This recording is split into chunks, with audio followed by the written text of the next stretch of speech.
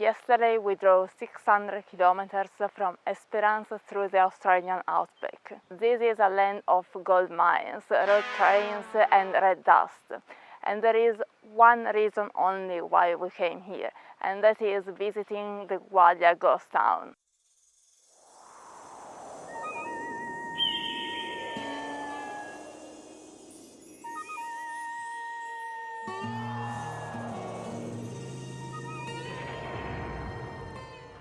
A little bit of background about the town of Gwalia. It was founded in the 1890s with the discovery of gold, and it reached a peak population of 1,100 people in the 1900s, but then it died overnight in 1963 when the mine had to shut down because of an accident, and it went to a population of around 40 people.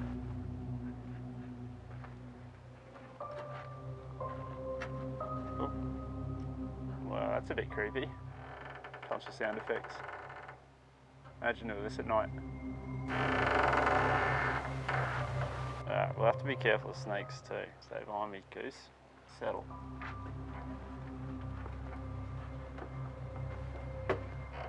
Oh, wow. People used to live in it. Italians, because they're short.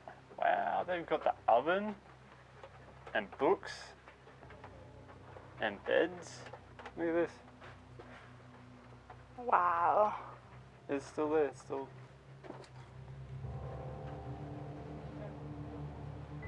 This must have been the entrance of the house.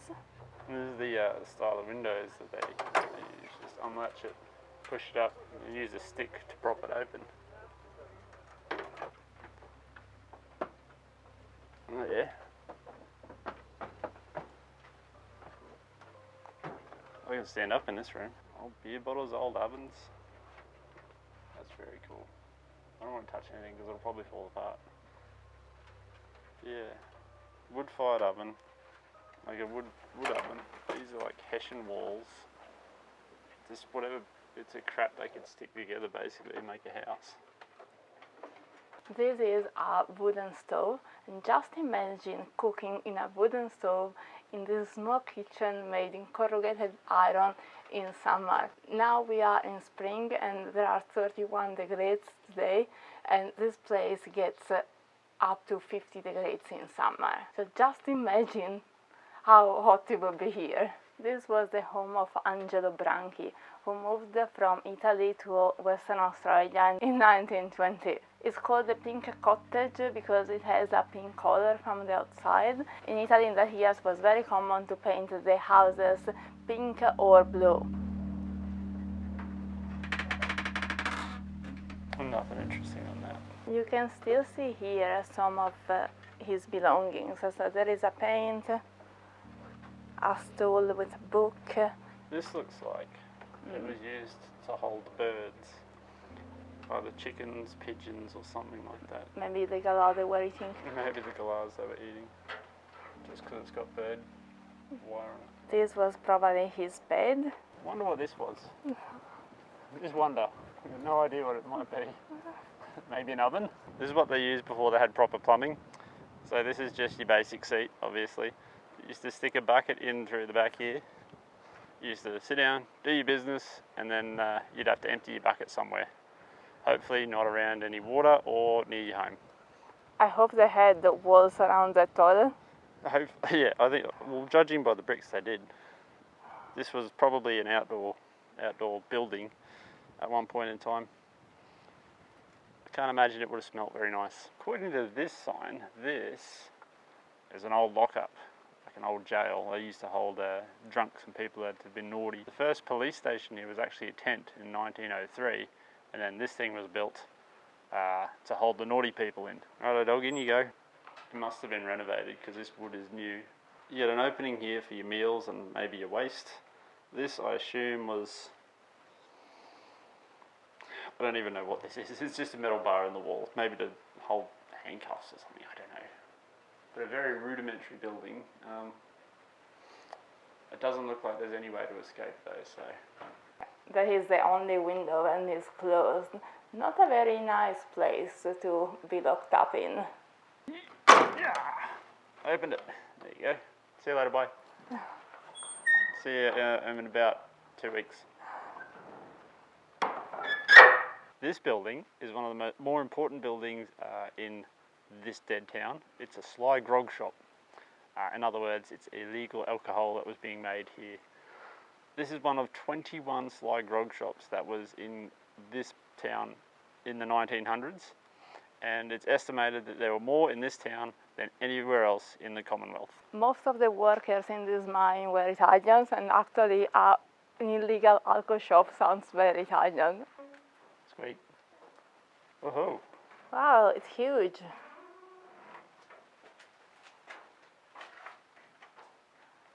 That's the bar. So, what can I get you? I would like a margarita, please. You can have beer. Sure, that will work. That's a heavy bottle. That is a hefty bottle. Feel that. Oh, wow. That's so cool how this doesn't look like bottles from the 60s or the 70s. I reckon they are. This That one? one's not. That one's not.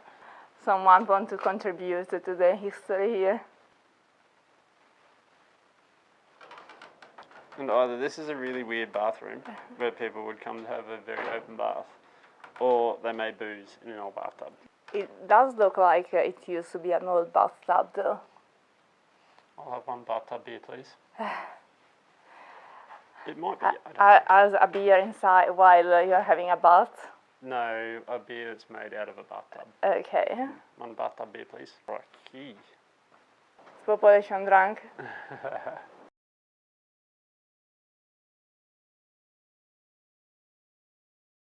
This must have been all the utensils they used to make alcohol. There is what looks like an old dog bowl here. This place to go nap nap. Come on, dog.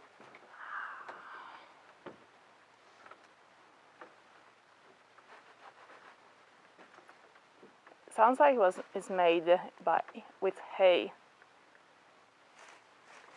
It does sound like that, doesn't it? Anyone there? No, I'm more worried about the snakes. Yeah. That pillow's dusty as anything. Yeah, it's like a hay mattress and a pretty ordinary blankie. Not that you need one in 50-degree heat. The walls are Hessian. I was going to ask you what it's called. Yeah. So the internal walls are Hessian.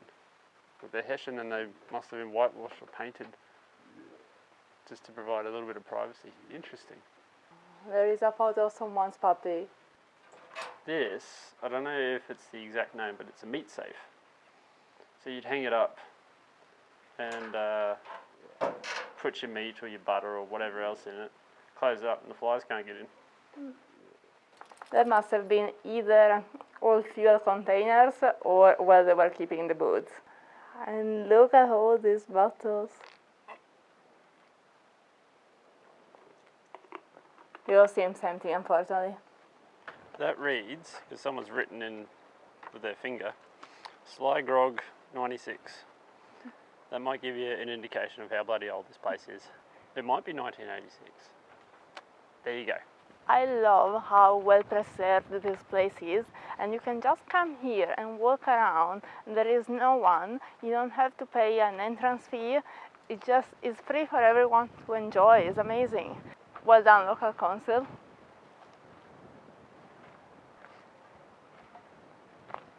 You can see here all the old tin cups and the old tea kettles. These things are called pennykins. A bit of trivia for you. I don't know why. Maybe you pennikin if you run out of coffee. $20,000. No low ball offers. I know what I got. It must have been amazing when it was in shape. Some assembly required.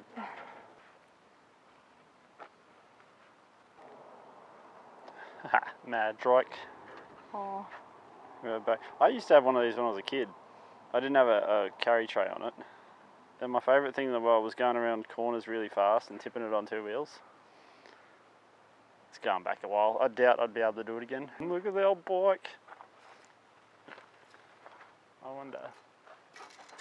Huh. still right, still good. Looks like my granddad's bikes.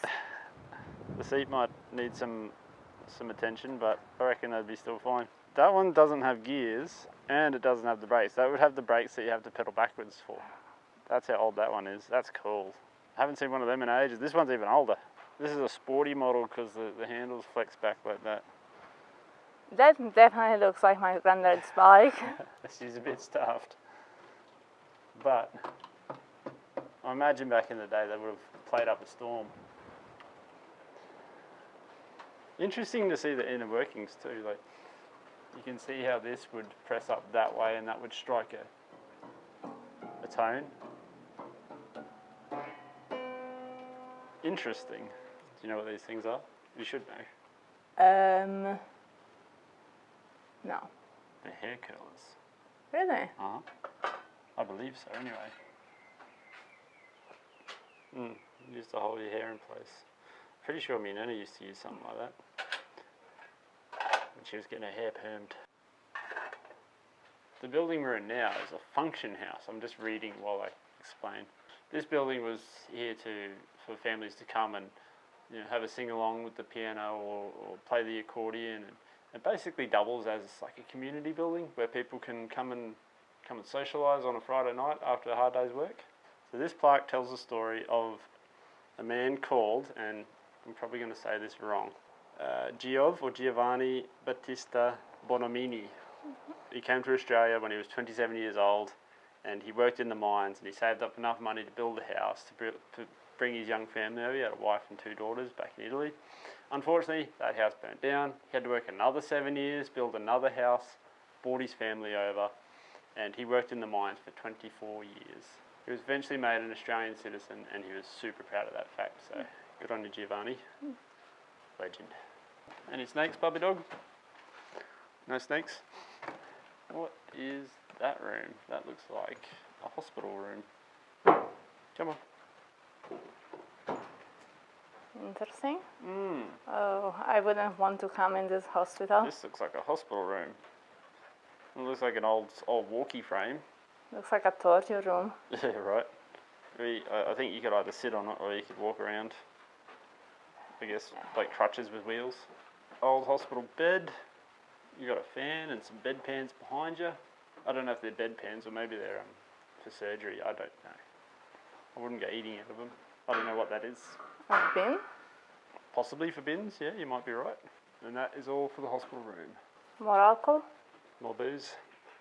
They sure did like their drinking. So this is another kitchen. It's a big kitchen. You got a wood-fired oven again, and what looks like what might have been a sink or a working desk, but it does have modern plumbing. So maybe when they restored it, they've added some plumbing to it. Interesting. This doesn't look from the 1900s either. This is an old washing machine, and we know that just because it's written here, because we would have never guessed.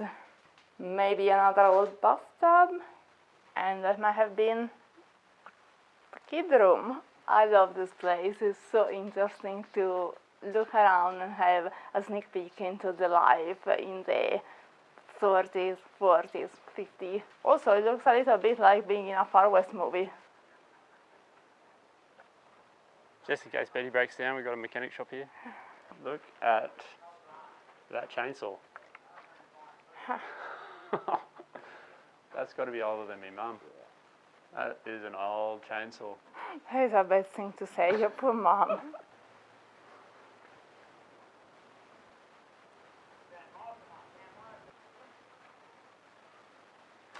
Look at these tiles. It's so interesting seeing these pretty thin tiles in this building made of corrugated iron. It's like they wanted to make it pretty, even if they didn't have much. This was the home of Giovanni Maria Androletti, who was born in 1888. And he actually looks really Italian. He even had a quite big garden here. And that was probably a fence for goats or some animals. And he also had a gym. He used to do some curls with these ones and some presses and everything else he used to do. That's a heavier dumbbell over there. I'd use a light one.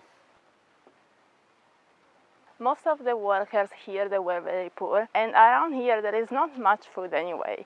So their typical meal was polenta, which is a typical Italian meals that usually poor people make, farmers and peasants, and is made by corn flour, and it's not too bad. My grandma used to make it.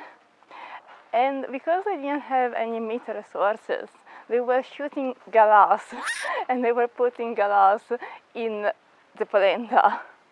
They also used to have goats here and I think some pigs, but that was considered more a luxury meal. This is a 3-bedroom shack, for lack of a better word, where miners used to come and sleep. You can even see the old beds and some modern luxuries. There are even some old clothes in here. About my size. A bit dusty. A bit dusty. Most of these buildings, they didn't have power or water, so life was very simple and hard, especially for women who were staying here, raising the families. That's pretty cool. Look at the old toilet seat in there. He even had a jacket and elegant pants, and probably had a wife, because there is a handbag here. Guess what this is? Cheese grater. Cheese grater. I like this guy.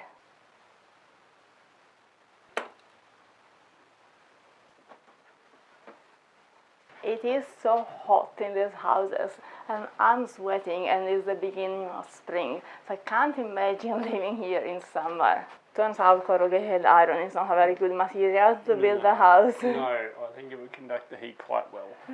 This thing is a very, very old washing machine, like probably first or second generation washing machine with the electric motor underneath it, which would make it spin round and round and round. Pretty bloody old. Looks like a bread maker to me. That's A pizza dough maker. Italians. No, can't go to the toilet, it's locked. We actually had a toilet very similar to this when we stayed at the Bullara station. Very, very cool campsite. He's actually got some stone on his floor. This one's a flash house, this one. And a shower. This was his bathroom. Double bed, shower place. $200 a night. He even had an ironing board. Oh wow, look at this blanket. These are the kind of blankets that my nanny used to make with crochet. They left such in a hurry that they forgot the shoes. My nanny used to have a basket just like this one. Here we have another cheese grater, bottle opener, and this looks like something that was used to make biscuits with. This whole property was valued at £8, which is 16 Australian dollars. This building here is a boarding house, which is where young single fellas used to come to live while they're working at the mines.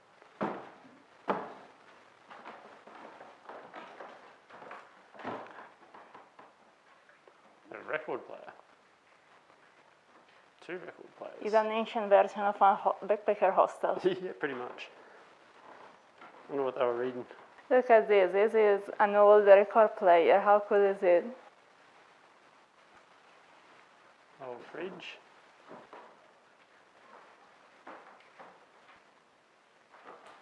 It is also as dirty as your typical backpacker hostel. Look at the old radio.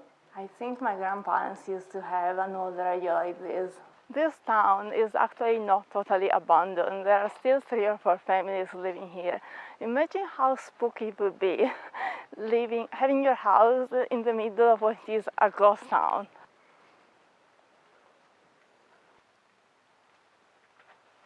There are a lot of books about Southeast Asia here. Very interesting. I wonder if they were planning a trip. This one here is the remains of the one-stop general store that was here in the town of Gwalia. It's called Maz's Store, and it sold everything from fruit, veggies, it did the mail, and at one point it even did fuel. Interesting. And they had a dairy bar, frozen foods. Yeah.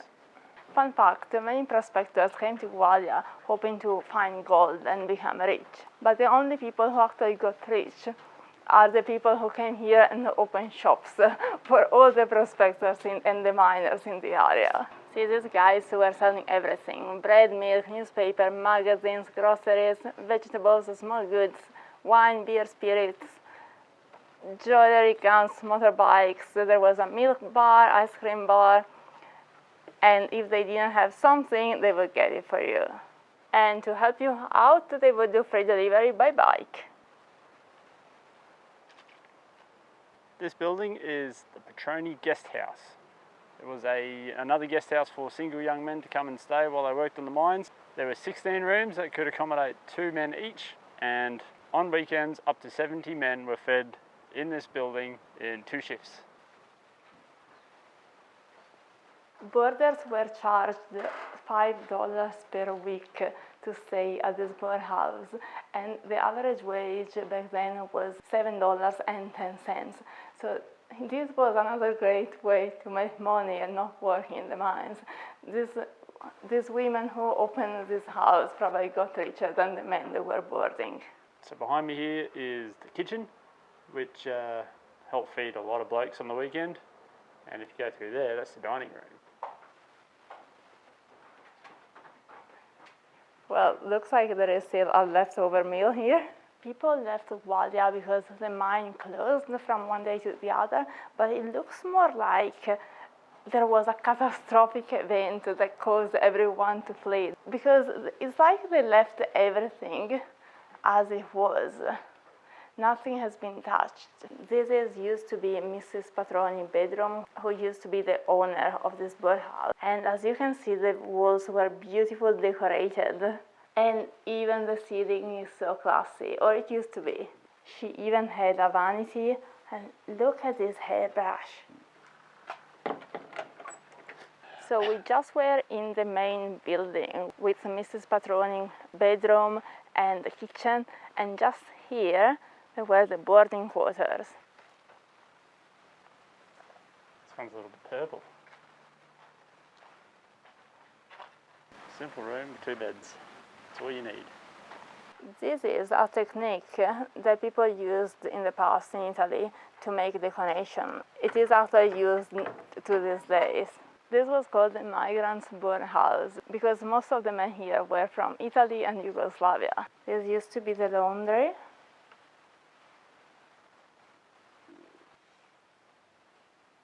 Okay, this bedroom has all the newspapers on the wall, and look at this. Friday, March 12, 1937. Wow. This one as well, 1937. And apparently Nestle was already around. That must have been an old pizza oven. No, this is the back of an oven. Really? Yeah. See, I assume You put... this is where the Oh, I'm wrong. Maybe it's where they make food and then they give food out through the window? Actually, just thinking about it, this kitchen would get pretty bloody hot during the summer. So this is just ventilation. And so the smoke has another exit, and that's my guesses anyway. That's the stove, that's the ovens and stoves and everything else. Behind me is the Gwalia State Hotel, and this, fun fact, this is the first state hotel that was opened by the Western Australian government. The reason they did that is to try and control the sly grog trade, to have somewhere where the miners could come and drink alcohol with strict rules and opening hours and regulations. Didn't really work. This was also used as a hospital during the 1919 Spanish flu epidemic. It was eventually offered for sale in 1963 following the closure of the mine. And unfortunately, it's closed. It was opened the 3rd of June 1903. This hotel was also the site of Western Australia's first beer strike, where 50 of the local residents refused to go back into the hotel until their demands for certain beers were met. That included the brand of beer, the size of the beer, the cleanliness of the glasses, and the owner being a bit shady. Unfortunately for them, later on that year, the 1919 pandemic hit, and this site was used as a hospital, so nothing ever happened with the deer strike. Okay, with this we wrap it up. We hope that you found it as interesting as we did. Just don't forget to like and subscribe, and we will see you in the next one.